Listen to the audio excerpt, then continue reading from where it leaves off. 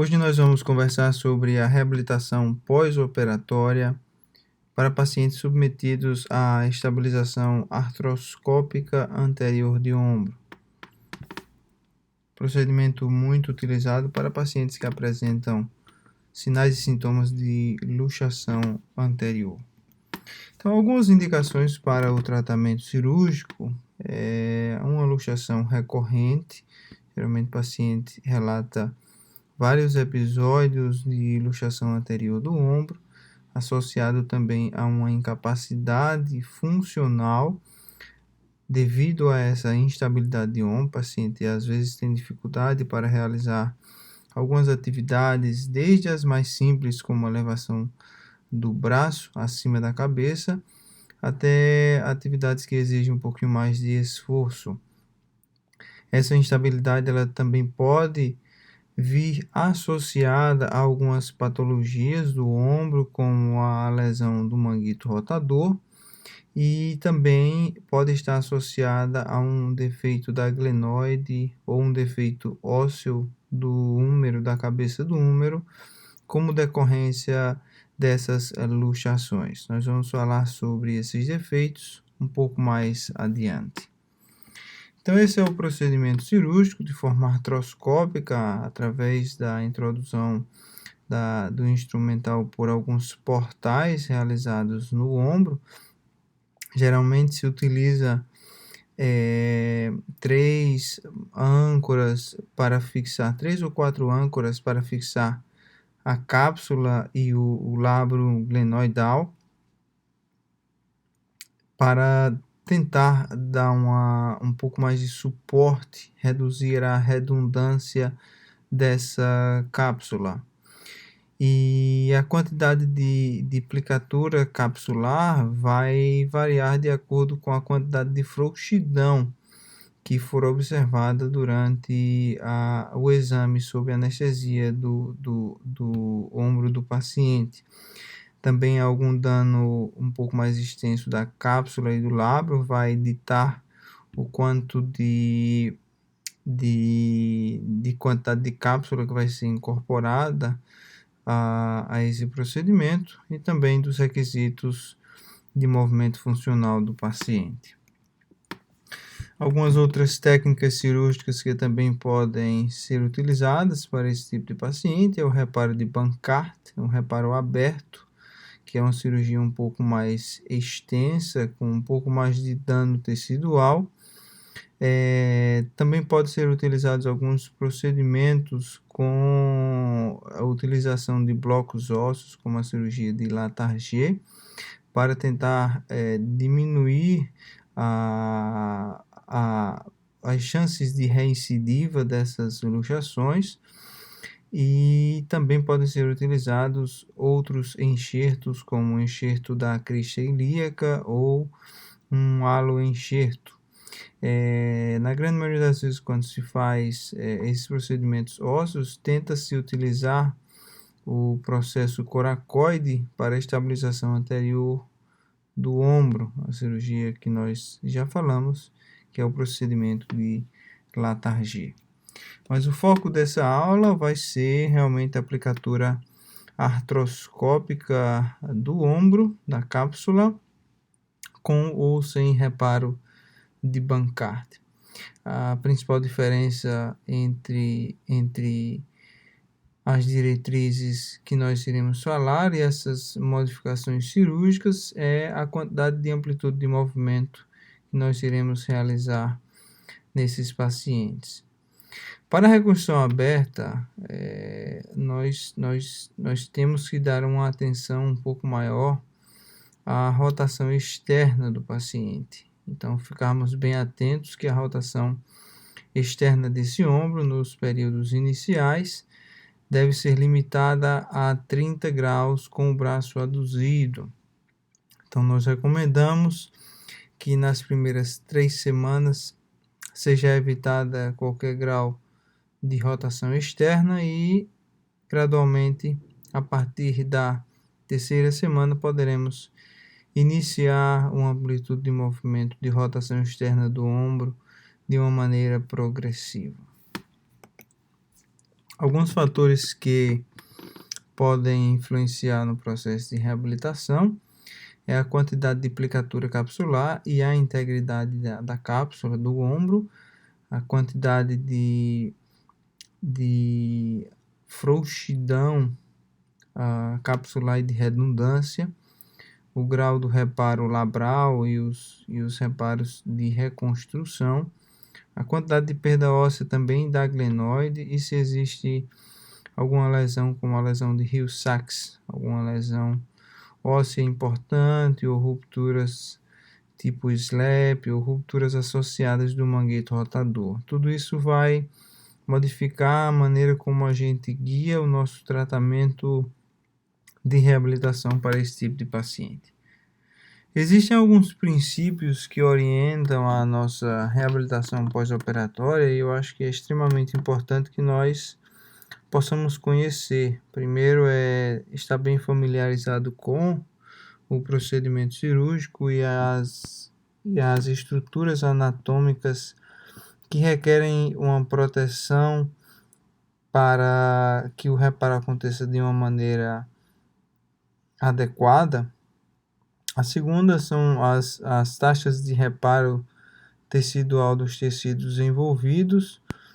Enquanto a gente inicia o processo de reabilitação, nós temos que ter um equilíbrio entre um estresse controlado dessas estruturas para permitir que haja um bom reparo tecidual.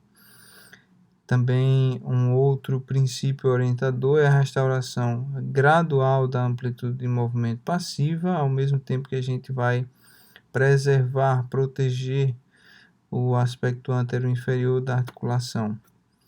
É extremamente importante que se faça um planejamento até pré-operatório desse paciente ou pós-operatório, caso você não tenha tido um contato com esse paciente antes da cirurgia, para que seja conhecida como que está a amplitude de movimento do paciente de forma pré-operatória e qual o grau de instabilidade de ombro, para que nós possamos ter uma ideia do prognóstico desse paciente. Extremamente importante também avaliar como que está essa musculatura pré-operatória e, se possível, estimular essa musculatura através de exercícios terapêuticos ou eletroestimulação para que esse paciente entre no procedimento cirúrgico com uma musculatura um pouco melhor. Existem alguns questionários interessantes que nós podemos utilizar para avaliar a função do paciente, dois principais, o PSS e o WOSI, que são questionários bem específicos para o ombro funcionalmente, e outro questionário um pouco mais direcionado à instabilidade. O DASH e o Quick DASH também podem ser utilizados. São 18h30. Caso o paciente não tenha acesso a esses dois questionários.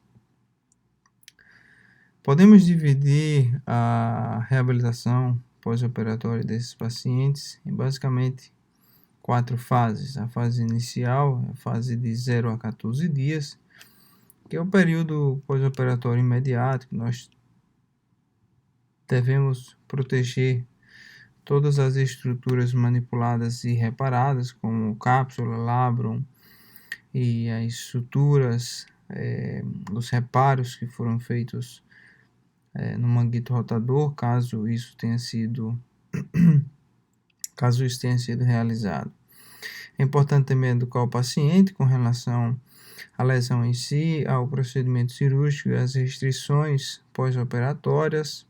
Também é extremamente importante educar e fazer com que o paciente conheça como que ele pode controlar a dor e as atividades de vida diária esperadas para essas fases iniciais. Sempre educar o paciente que o ombro dele vai ter que permanecer imobilizado por algum período e que não deve ser realizado nenhuma atividade com aquele membro operado nos períodos iniciais para não deturpar a fisiologia do reparto tecidual.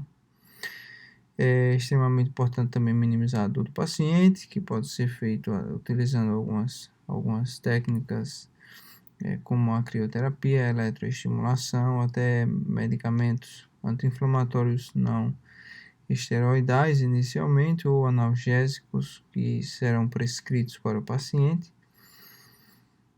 É importante traçar objetivos e condutas para esse paciente, principalmente com relação à amplitude de movimento. Esses pacientes geralmente são hipermóveis e têm uma grande facilidade de ganhar amplitude de movimento. Então, às vezes, precisamos pisar no freio para não deixarmos aquele ombro um pouco mais maleável do que gostaríamos, um pouco mais frouxo.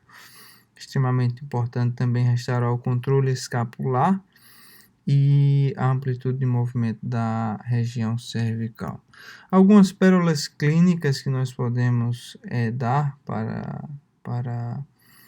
os colegas que estão assistindo essa aula é que nós devemos sempre revisar os hábitos de sono do paciente, o uso de tipóia, enfatizar esses aspectos que às vezes são negligenciados, para que o paciente não tenha o muscle guarding, que é quando o paciente vem a fazer contraturas musculares por desconforto do ombro ou má utilização da tipóia. Então a gente deve sempre observar bem de perto como que esse paciente está utilizando a tipóia e como que ele está dormindo, como que ele está lidando com essa dor. O desmame da tipóia deve ser gradual. Quando nós chegarmos aí no momento de desmame, em torno de 4 a 6 semanas, e esse desmame deve ser com incrementos de 4 horas a cada dia. Então, iniciar o desmame de uma maneira gradual. E aí, gradualmente, sujeitamos o ombro a um estresse controlado, que vai fazer com que a gente tenha segurança no retorno da amplitude de movimento do paciente. A fase inicial, claro, é uma fase de proteção em que nós temos que mobilizar esse ombro pelo menos por 2 semanas.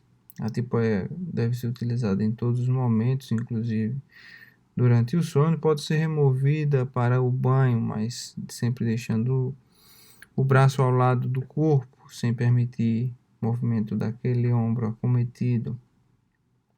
E aí, gradualmente, nós desmamamos a tipóia em torno de 4 a 6 semanas, dependendo do grau de instabilidade do procedimento realizado. E aí, iniciamos a atividade muscular de uma maneira um pouco mais indireta. O tratamento de dor e edema deve ser realizado com analgésicos.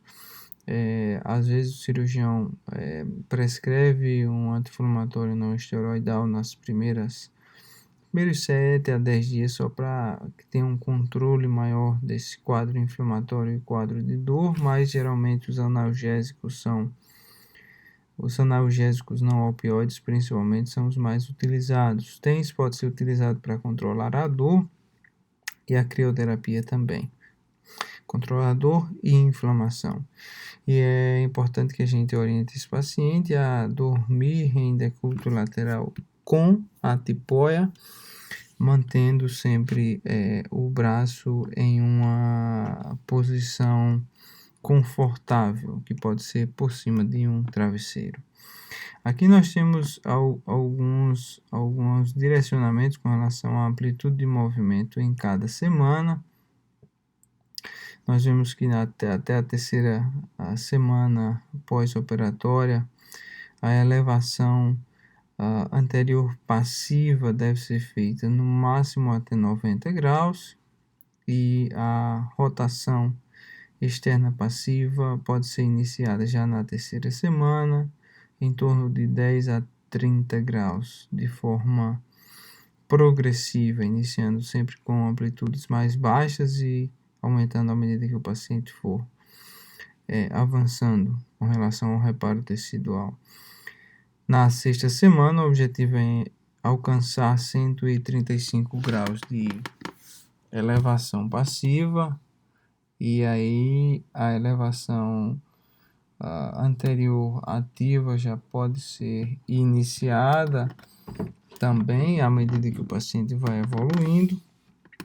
Na nona semana, o nosso objetivo é alcançar cerca de 155 graus de elevação passiva do ombro e 145 ativa. A sexta semana, podemos progredir para 35 graus de rotação externa do ombro, e na nona semana 50 graus. Na décima segunda semana já é esperado que o paciente tenha uma amplitude de movimento dentro do limite normal. Então, na fase de imobilização, como a gente já falou, o foco é tratar a dor do paciente, minimizar o edema e acelerar o reparo tecidual. Então, nessa fase a gente pode e deve utilizar a tipoia, mas também pode utilizar alguns exercícios de pêndulo para mobilidade articular, para que o paciente não venha a desenvolver uma rigidez. É importante também que a gente utilize algumas técnicas de ativação dessa musculatura periescapular, pode ser o PNF, pode ser o contrai relaxa, pode ser qualquer outra técnica que vise relaxar toda essa musculatura, reduzir contraturas e ativar essa musculatura extremamente importante para o complexo do ombro. Nós devemos sempre ter cuidado para manter o bom posicionamento e não estressar os tecidos. A amplitude de movimento ativa da mão, cotovelo, punho e região cérvico-torácica também deve ser encorajada para esses pacientes, a fim de minimizar qualquer tipo de contratura ou redução da amplitude de movimento. Exercícios isométricos devem ser encorajados também para esse paciente nesse período. Então, são exercícios em que nós temos uma contração da musculatura sem movimento articular, e aí nós podemos utilizar em diversas maneiras, com a toalha apoiada na parede, fazendo flexão, extensão, abdução, adução e as duas rotações para ativar toda essa musculatura, promover um pouco mais de restauração do controle motor sem colocar em risco o reparo tecidual. Já na fase 2 a 6 semanas de pós-operatório, nós já podemos iniciar alguma amplitude de movimento bastante controlada para esse paciente, mas não devemos de maneira alguma exceder significativamente. Novamente, esses pacientes têm uma grande facilidade de ganhar amplitude de movimento, então às vezes nós temos que pisar no freio. É importante também normalizar essa ativação do manguito rotador e do deltoide, às vezes acalmar o trapézio superior, que às vezes fica hiperativo pelo posicionamento, e também restaurar a contratibilidade da musculatura periescapular. Algumas dicas do especialista, que nós colocamos esse quadrozinho só para que fique um pouco mais dinâmico. A primeira dica é que a gente deve evitar sempre a protração escapular excessiva ou muito forçada durante as 6 primeiras semanas, porque nós observamos, de acordo com alguns estudos, que esse tipo de movimento ela tem altos níveis de atividade do subescapular e que vai aumentar o estresse nas estruturas da cápsula e do lábio na região anterior. Então, evitar aquela protração excessiva, aqueles exercícios que visam fazer um fortalecimento, por exemplo, do serrátil anterior de uma maneira mais vigorosa nessas primeiras 6 semanas. E o foco na restauração da rotação externa deve ter prioridade, e depois, em segundo lugar, vem a flexão anterior, a elevação do ombro, para que a gente permita uma boa recuperação da amplitude de movimento. Existem algumas técnicas que a gente utiliza para ganhar amplitude de movimento, algumas técnicas de mobilização intraarticular. Essas técnicas realmente eu só utilizo quando nós temos um paciente que apresenta dificuldade em ganhar amplitude de movimento, tá? Então, sempre realizamos essas mobilizações articulares na direção posterior, antero-posterior, tá? Os deslizamentos anterior-inferior e inferior não devem ser realizados de forma alguma para não perturbarmos a cápsula articular reparada. Existem algumas técnicas de liberação de tecidos moles, liberação posicional, energia muscular, contra-relaxa e assim por diante, que nos ajuda muito a liberar esses tecidos e normalizar o tônus dessa musculatura. A outra dica importante é que a amplitude de movimento ativa e o fortalecimento do manguito rotador, eles não devem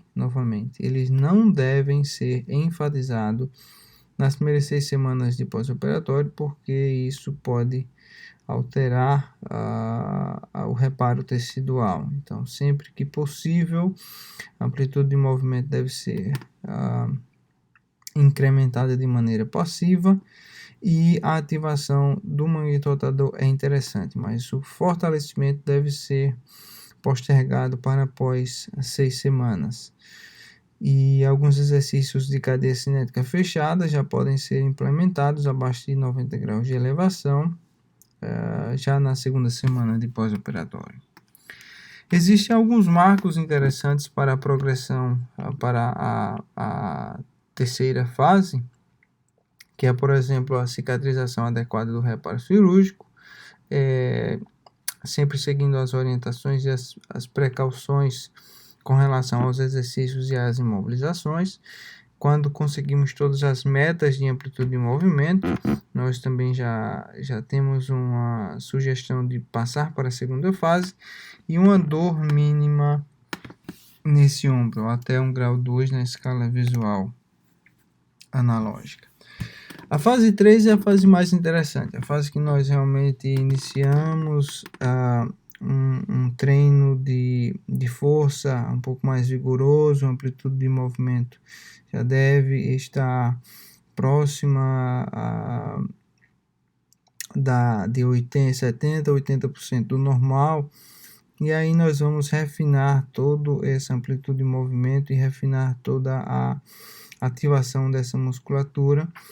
E já podemos sim começar o treino de força de maneira isotônica e o treino de resistência muscular. É extremamente importante aconselharmos o paciente para utilizar esse ombro sem que haja dor ou cliques ou estralos ou qualquer barulho proveniente da articulação. Na grande maioria das vezes, quando o paciente retorna, ele pode retornar a movimentar o ombro, o manguito rotador não está com sua atividade ótima e aí o paciente começa a ter pequenos eventos de microinstabilidade que podem ser observados através de cliques ou estralos e assim por diante.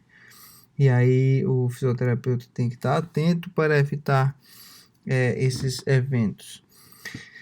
O paciente também deve evitar o levantamento de peso, movimentos rápidos, bruscos ou repentinos e evitar também posições que colocam pressão na cápsula anterior-inferior durante as atividades diárias, como por exemplo a abdução do ombro a 90 graus com rotação externa. Então isso deve ser evitado a todo custo. Nessa fase 3 nós também devemos focar na ativação dessa musculatura primária envolvida na lesão, porque nós sabemos que grande maioria dos pacientes que apresentam essas luxações, eles apresentam uma hipotrofia, uma hipoatividade grande, que predispõe esse paciente para novos eventos de luxação. Então, Fortalecimento muscular nessa fase é extremamente importante. Eles devem ser indolores, o paciente não deve ter dor novamente, nenhum estralo, nenhum clique. E nós temos que fortalecer também o manguito e também a musculatura periescapular para que a gente promova uma boa estabilidade desse ombro. Então, existem vários tipos de fortalecimento que nós poderemos utilizar para manguito rotador, rotação interna e externa. Sempre iniciar com amplitudes de movimentos mais baixas quando nós estivermos iniciando esse treino de força nesse paciente, nas primeiras 8, 9, 10 semanas, e aí à medida que o paciente vai adquirindo um pouco mais de estabilidade, podemos elevar um pouco mais esse cotovelo e estressar um pouquinho mais esses tecidos de forma controlada, mas sempre iniciar com a mão baixa e progredir para amplitudes de movimento mais altas do cotovelo, do ombro, perdão, com elevação do cotovelo. Exercícios de cadeia cinética fechada também são interessantes para esses pacientes, porque elas promovem uma boa estabilidade e uma boa atividade da musculatura periescapular. Então, é muito boa a associação da amplitude de movimento com treino de força de maneira em cadeia cinética fechada e aberta. O treino da musculatura periescapular também deve ser enfatizado nesses momentos, porque ajudam a estabilizar o ombro e ativar o manguito rotador. Caprichar bastante nas fibras médias e inferiores de trapézio, e aí nesse momento a gente também já pode enfatizar com um pouco mais de vigor o serrátil anterior. Então aqui estão alguns exercícios simples que todos conhecem de fortalecimento de manguito, manguito posterior, manguito anterior, à esquerda e à direita. Existem também alguns exercícios interessantes que nós vemos aqui à direita para fortalecimento do serrátil anterior, alguns exercícios para treino de força de manguito posterior, essa imagem à esquerda abaixo com a fita amarela. E é também importante que não nos esqueçamos da restauração da amplitude de movimento da coluna torácica, principalmente para extensão e rotação, porque elas irão favorecer a elevação e abdução do ombro. Alguns outros exercícios de amplitude de fortalecimento de protratores de escápula, de retratores de escápula à direita também, de musculatura periescapular, utilizando a bola suíça, TheraBand, o press-up na parede, alguns exercícios de plank para uma fase um pouco mais avançada e assim por diante. Então, assim, existem várias formas de a gente trabalhar essa musculatura com estabilidade. Vocês podem utilizar da criatividade de vocês para desafiar esses pacientes com relação ao treino de força. É importante também que a gente treine força associada com propriocepção, então pode fazer um fortalecimento unipodal, bipodal, pode fazer um fortalecimento associando com diagonais, pode utilizar o Bosu associado com pesos ou com bandas elásticas. Então, assim, existem diversas formas de desafiarmos essa musculatura desses pacientes. Existem também padrões de PNF que vocês podem também estar lançando mão, nessa fase é bem tranquilo. Pode associar a bola suíça com o treino de força com a faixa elástica. Existem alguns estudos que mostram que quando a gente ativa membro inferior, a gente tem uma facilidade de ativação de alguns músculos do membro superior, então pode associar esse treino de core, esse treino de glúteos, na tentativa de melhorar um pouco mais a ativação de serrátil, de trapézio lá em cima. Então, assim, a criatividade é quem vai guiar vocês, contanto que esse treino de força seja feito com uma boa estabilidade, nós podemos usar de nossa criatividade para reabilitarmos o nosso paciente. Então, espero que vocês tenham gostado dessa breve aula e espero encontrar vocês em breve. Muito obrigado.